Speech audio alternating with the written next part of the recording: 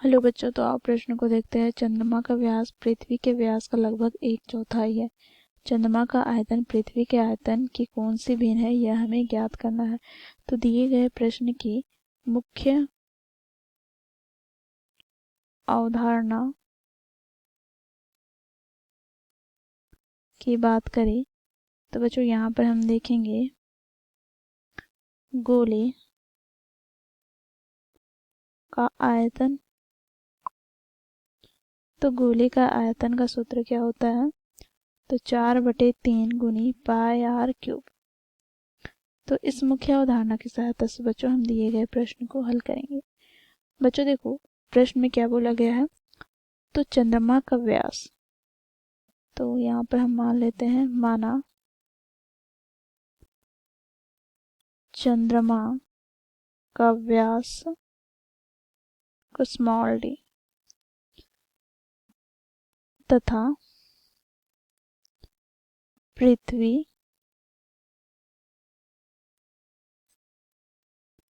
का व्यास capital D. तो क्या बोला गया है? देखो यहाँ पर जब चंद्रमा का व्यास स्मॉल डी है तो हम इसकी त्रिज्या की बात करें तो त्रिज्या को हम स्मॉल आर से प्रदर्शित करते हैं, तो ये स्मॉल डी/2 हो जाएगा।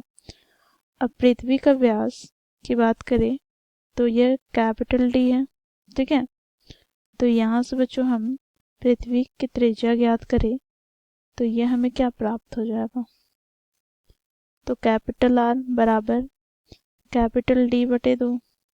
अब बच्चों देखो, क्योंकि प्रश्न में हमें कहा गया चंद्रमा का व्यास, तो चंद्रमा का व्यास क्या है? तो स्मॉल डी पृथ्वी के व्यास का लगभग 1/4 है। तो यहाँ से हम कह सकते हैं कि देखो, चंद्रमा का व्यास यदि डी है तो पृथ्वी का व्यास का 1/4 है, अर्थात पृथ्वी का व्यास अगर डी है तो इसका 1/4 क्या है? चंद्रमा का व्यास। तो यहाँ से बच्चों हम क्या लिख सकते हैं? तो देखो यहाँ पर इसे हम त्रिज्या के पद में लिखे तो स्मॉल डी बराबर क्या हो जाएगा? 2 गुनी आर।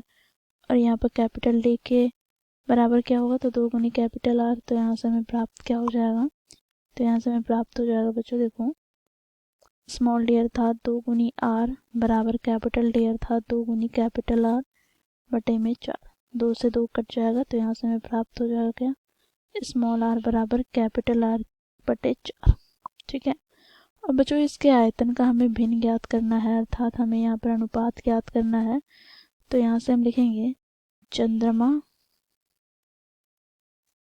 का आयतन बटे में पृथ्वी का आयतन। तो चंद्रमा का आयतन के लिए सूत्र यहाँ पे रखेंगे, तो 4/3 गुनी पाई आर क्यूब, स्मॉल आर का क्यूब, और पृथ्वी का आयतन यहाँ पर 4/3 गुनी पाई कैपिटल आर की घात 3।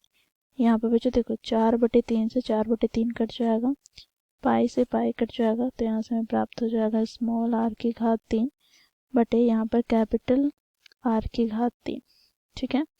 तो यहाँ से बच्चों देखो स्मॉल आर की घात 3 बटे में कैपिटल आर की घात 3 के स्थान पर हम क्या लिख सकते हैं? तो बच्चों देखो यहाँ से कैपिटल आर बराबर क्या हो जाएगा? तो 4 गुनी स्मॉल आर।